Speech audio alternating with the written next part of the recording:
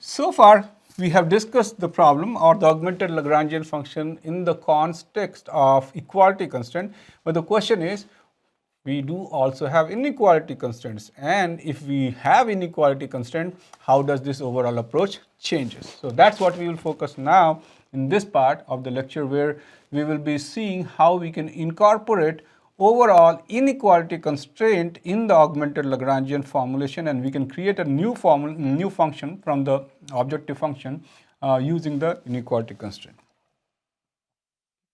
So here the key idea is motivated by this idea of slack variables. So if you have done linear programming, you know essentially you can take an inequality constraint and you can add a variable Sj and make it equal to 0. So this might be an inequality, but when you add this slack variable, that becomes equal to 0, and this becomes a variable depending upon where the solution x is lying on the GJ, so that this variable essentially adjusts for it and you make this equation 0. And that same idea is essentially also used in in constraint optimization when you have inequality constraint. But there is a slight modification than what you have for the linear programming. So this is something that you will see essentially in LP or linear programming, whereas you have Sj, but when you're doing general optimization or constraint optimization problem, your slack variable is essentially squared. So that's why you don't see Sj.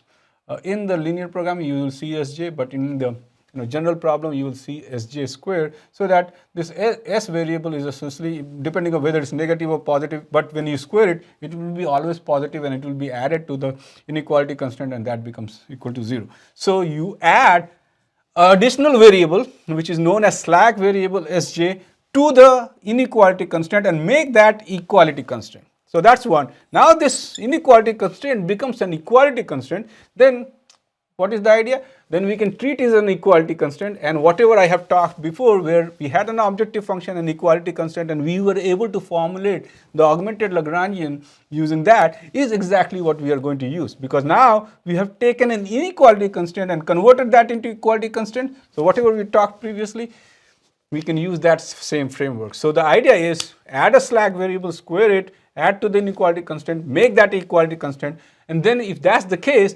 all the constraints that you have in your overall problem becomes an equality constraint. And then, as we talked with objective function and equality constraint, what to do, that has been already discussed, and so all that is what you are going to use here, and that is what is done. So let's see how the overall functions are written in the context of the inequality constraint. So right. So here is your objective function, and here if you have just the equality constraint, right, and this is something that we already discussed previously. Now what you do, in order to account for the inequality constraint, you basically add the slack variable. Okay, now this becomes an equality constraint, so you now take this and multiply that by the new values that you have, and then you also, similar to this one here, this is again an equality constraint, and you multiply that by Rp. So what is happening here? Depending upon how many inequality constraints you have, you are introducing that many new slack variable Sj.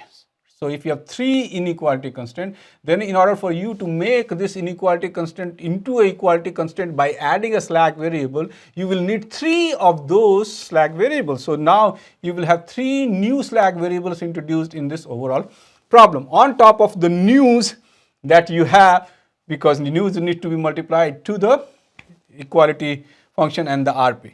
So what is happening?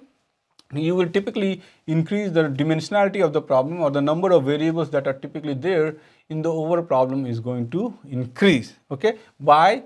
Because we are introducing new slack variables. Those are variables, and then this becomes equality constraint. So depending upon the number of inequality constraint that has been converted into equality constraint, we will need new values too.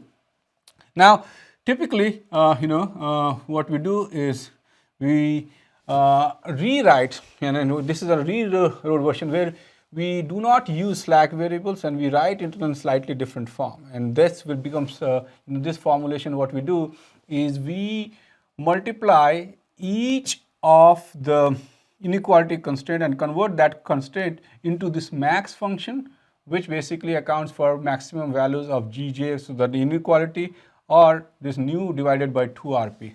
And if we introduce this, right, then we avoid the issue of adding the slack variables. So the number of variables in this reformulated augmented Lagrangian reduces, and then you can also use this augmented Lagrangian to account for the inequality and solve for it. So two things that I want to mention. So this is like, sort of a second augmented Lagrangian method formulation for inequality constraint. Okay, and typically this one is used, and the reason this one is used more than the previous one, because the number of slack variables or number of variables in this problems are reduced considerably, and it has the same effect as adding the slack variable itself. So this is the second one. If we go back, the one that we are discussing here is the first approach that we have. So this is the first augmented Lagrangian formulation for inequality constraints, right? And this is also used. So in literature, there are two ways. You can use the method that I have described here, okay? Or you can go here and you can also use the method that is listed here, which is this formulation. As long as now you have used any of these two formulations that are out there, what is happening? You have taken a constraint optimization problem and you have converted now that into a single function, which is essentially an unconstrained optimization problem. And then you can use Newton's methods, and you can use methods like steepest descent method or gradient descent method to solve for this class of problem. Okay. So here is the general constraint problem, first one. And to avoid the slack variable, we can have this formulation, and that's what we have discussed. And once you have this, any one of these formulations, you can take those formulations and you can essentially solve for this.